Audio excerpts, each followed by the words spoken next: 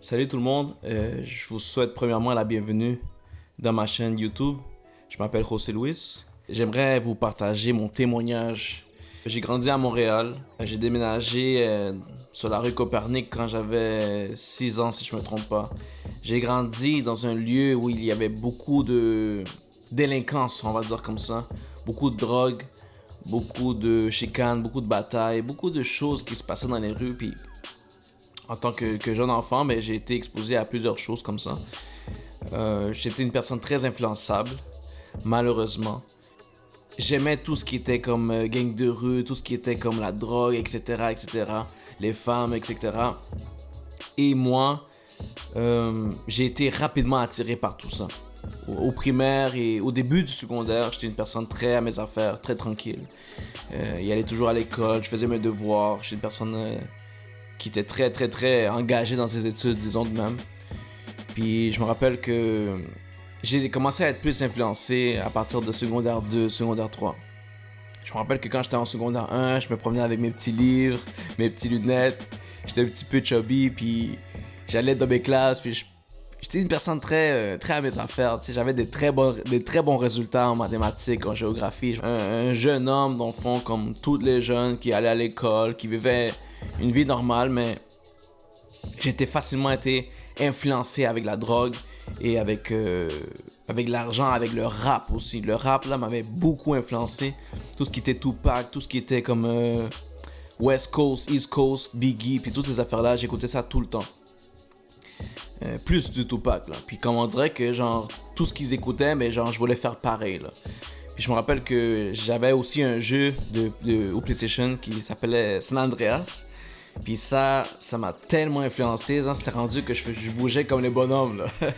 Aussi, mes parents, ils me donnaient tout ce que j'avais besoin, tu sais, ma mère, je me rappelle qu'elle me donnait toujours de l'argent pour la nourriture, pour mes lunchs, puis tout ça, donc, tu sais, j'étais attiré par l'argent, on me disait de vendre la drogue, je le faisais aussi, mais j'avais même pas besoin de faire ça, j'avais même pas besoin de vendre, parce que même ma mère, j'avais tout de la part de ma mère, de la part de mon père, donc c'était vraiment, j'étais comme un wannabe dans le fond, là.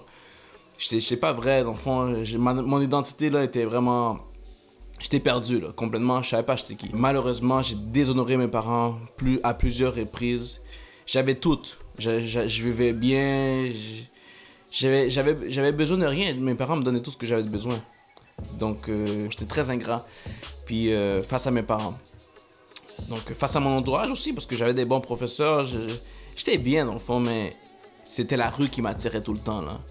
Puis je pense que c'est à cause de les cochonneries qu'on nous fait écouter quand on est jeune, le rap et toutes ces affaires-là. Là. Le message qui est super mauvais.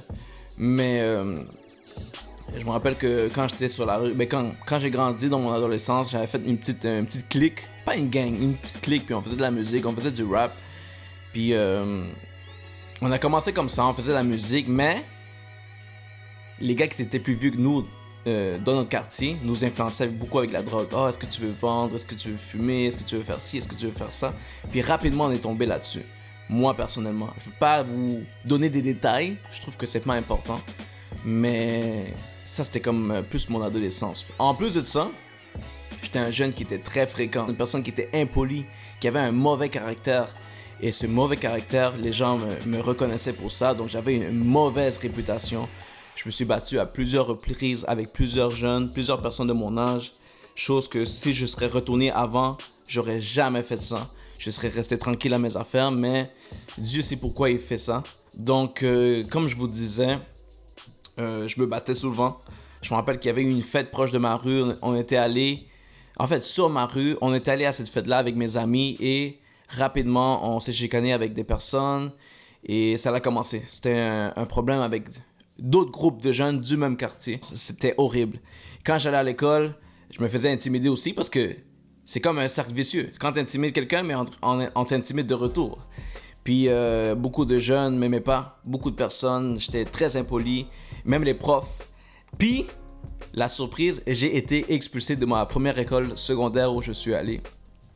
J'étais triste quand on m'avait expulsé de cette école-là parce que c'est là où comme j'avais eu un choc, là. Tu sais, comme c'était rendu, hey, wow, là, t'es allé trop loin, là, puis on va t'expulser. Que je veux pas vous expliquer aussi les raisons de mon expulsion, c'est pas nécessaire. Quand t'es jeune adolescent, tu fais des niaiseries. Donc, quand j'étais rendu au secondaire, ben, ils m'ont expulsé, comme je vous ai dit. Je suis allé dans une autre école. À partir de ma première ou deuxième semaine, je m'avais déjà battu avec quelqu'un d'autre. Puis, le directeur était tellement gentil, il m'a fait de grâce. Je suis resté dans l'école. Il m'a donné une chance, puis je suis vraiment reconnaissant pour ça. Donc, avec beaucoup de difficultés, j'ai fait mon secondaire. La drogue, j'ai touché un petit peu moins, là, parce que, étant donné qu'on m'avait expulsé, là, c'est comme j'ai compris, comme que non, là, il faut que tu te calmes, il faut que tu arrêtes de tenir avec des mauvaises personnes. Mais encore, j'étais déprimé, j'étais triste, je savais pas j'étais qui. Quelle était mon identité, je savais vraiment pas j'étais qui. Donc, j'ai grandi au secondaire, comme plusieurs personnes savent, dans une école qui s'appelait Pointe-aux-Trembles. Tout allait bien, mais j'étais beaucoup triste, déprimé. Puis, tu sais, les gens ne savent pas comment tu vas pour de vrai. À ma nouvelle école secondaire, j'avais plus les mêmes notes qu'avant. Je sais pas pourquoi. Peut-être que j'étais moins motivé à cause de toutes les mauvaises choses que j'avais faites. Tu sais, évidemment, j'avais consommé la drogue et tout ça. Fait on dirait que j'étais plus la même personne. Mais quand j'étais rendu à ma nouvelle école secondaire, j'étais très déprimé, mais je le disais pas. Dieu merci, j'avais réussi mon secondaire 5. Mais j'avais un vide. Puis tu sais, quand t'es un adolescent ou toute personne, tout être humain, donc tente de remplir le vide qui est en eux. Donc j'ai essayé de remplir mon vide dans les fêtes, avec des copines, avec la drogue, avec la musique, avec ci, avec ça, mais ça marchait pas, j'avais toujours un vide. Donc pour de vrai, j'aimais pas comment j'étais. Ensuite de ça, j'avais appliqué pour aller au cégep. J'ai été admis au cégep dans une technique d'intervention en délinquance. J'avais à cœur d'aider les gens, je sais pas pourquoi, mais Dieu sait pourquoi. Donc je suis rentré dans cette technique-là, j'ai fait ma technique, mais à la moitié de ma technique, il y avait un prof qui était très athée. Et en classe, il m'avait posé une question devant tout le monde. Puis moi, pendant ce temps-là, j'étais très rebelle. Je voulais rien savoir de Dieu. Puis, soit dit en passant, quand j'étais tout petit, on va dire enfance, préadolescence, oui, j'avais écouté le message de l'Évangile. Oui, aussi, je m'avais baptisé à 12 ans. Je m'avais baptisé, mais je comprenais pas vraiment pourquoi je le faisais. Donc, si je retourne à ce que je disais, quand j'étais rentré au cégep, quand on me parlait de Dieu, moi j'étais très rebelle, je voulais rien savoir de Dieu. Pour moi, Dieu n'existait pas. Pour moi, j'étais plus intelligent que Dieu. Donc j'étais vraiment là dans un gros problème, là. Et un prof qui était très athée, je sais pas pourquoi, je sais pas comment on est arrivé à cette conversation dans la classe. Et le prof m'a pointé, il m'a dit, toi, est-ce que tu crois en Dieu? Dis-moi pas que tu crois en Dieu. Puis moi j'ai répondu, non, je crois pas en Dieu. Puis quand j'ai répondu ça, je me suis senti très mal. J'ai eu peur, peut-être. J'ai eu peur, en fait. Et j'ai répondu non. Je voulais pas comme m'affirmer dans ma foi, mais de toute façon, ma foi était pas si ferme que ça parce que je savais même pas si croire ou non en Dieu. Donc, j'avais juste dit que je croyais pas en Dieu. Et à partir de là, j'ai eu un choc. Je me suis senti tellement mal.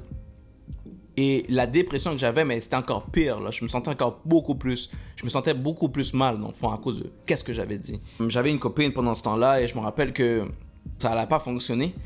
Et là, je filais vraiment pas. C'était pendant l'été de 2011. C'était en été 2011. Puis je me sentais très mal. Puis je suis sorti devant chez moi. Je suis sorti prendre de l'air devant ma maison. Et mon voisin, en fait, qui était chrétien, m'a commencé à parler de Dieu, de l'Évangile. Mais ce qui est bizarre, guys, c'est que ce voisin-là en question, je savais qu'il était chrétien.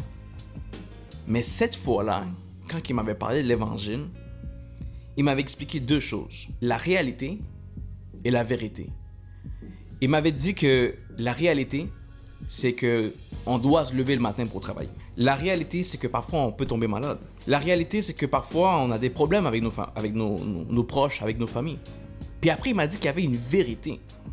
Puis il m'a dit que la vérité, c'est quand Jésus-Christ est allé dans une croix et qu'il est mort pour nos péchés.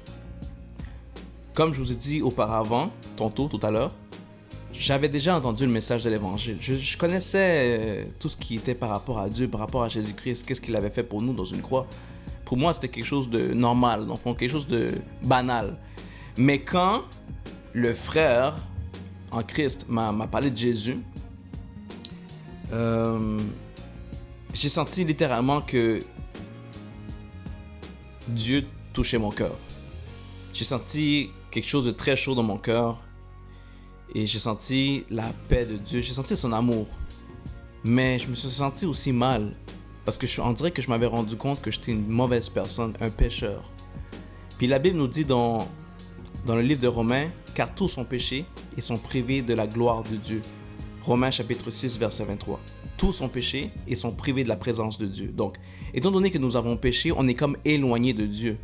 Mais quand la personne me parlait de Jésus, j'ai senti vraiment l'amour de Dieu entrer en moi. Et j'écoutais le message du frère et j'étais émerveillé, je vous le dis là, Dieu est témoin, mon témoignage est vrai.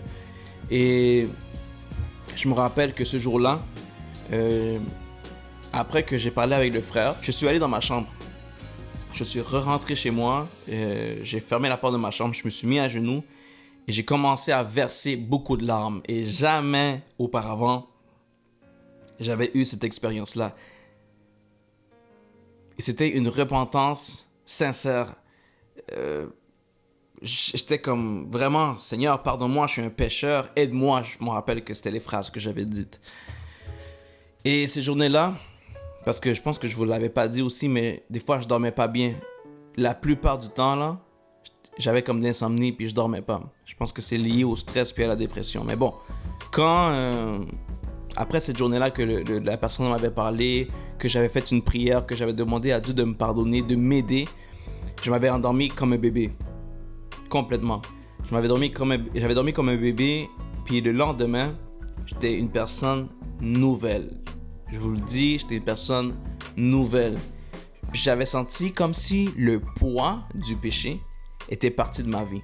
C'était un poids là, tellement lourd, puis c'est ça qui m'empêchait de dormir, c'est ça qui m'empêchait d'être joyeux, c'est ça qui m'empêchait d'avoir une vie comme en paix dans le fond, parce que j'avais pas de paix. Et quand le lendemain que j'étais une personne complètement nouvelle, complètement léger, j'étais tellement content. Puis la première chose que j'ai faite, c'est de dire à mes sœurs, « Hey, je suis devenu chrétien. » Je l'avais dit à ma mère, je l'avais dit à mon père. Eux, ils disaient comme, qu'est-ce qui se passe avec José Luis? Qu'est-ce qui se passe avec moi, dans le fond? Effectivement, j'étais une nouvelle personne. Puis la Bible nous dit, si quelqu'un est en Christ, il est une nouvelle créature. Les choses anciennes sont passées. Voici, toutes choses sont devenues nouvelles. 2 Corinthiens, chapitre 5, verset 17. Donc, j'étais une nouvelle personne, guys. Et on va mettre une parenthèse. J'aimerais juste vous dire que, si tantôt, je vous avais dit que quand j'avais 12 ans, je m'avais baptisé, mais je m'avais baptisé aussi par influence parce que je sais que plusieurs jeunes de l'église s'avaient baptisé.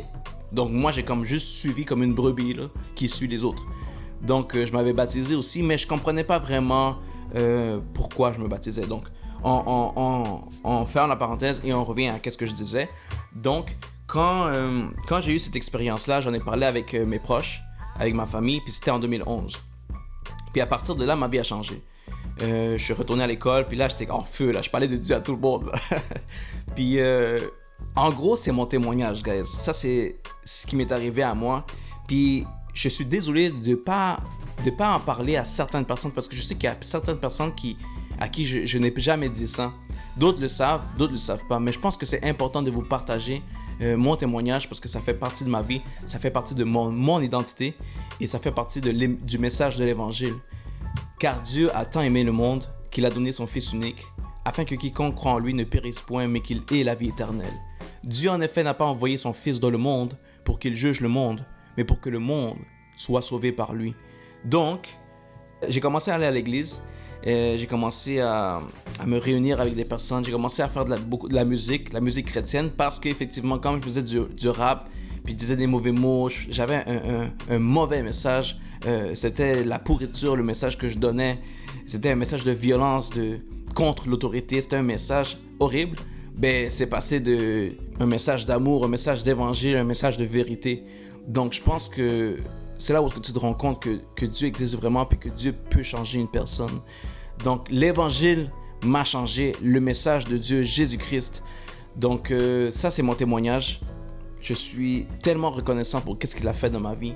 Et maintenant, on voit qu'est-ce qui se passe avec le COVID-19, qu'est-ce qui se passe avec la peste qui fait des ravages partout dans le monde.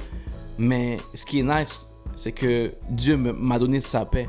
Donc, je suis capable de faire face aux problèmes de la vie, dans le fond. Puis depuis cette fois-là que Dieu m'avait changé, je suis plus la même personne. Et je vous encourage à vous intéresser à Jésus-Christ. Qu'est-ce qu'il a fait? Qui est cette personne? Est-ce que vous savez qui est cette personne? Donc, moi, je vous invite, guys, de faire des recherches, de vous intéresser et même de me poser des questions. J'ai une chaîne YouTube, j'ai un Instagram, j'ai Facebook. Vous pouvez me parler vous pouvez communiquer avec moi. Mais j'aimerais juste vous dire que il y a de l'espoir. Il y a encore de l'espoir. Jésus-Christ, ça c'est mon témoignage, c'est un témoignage court.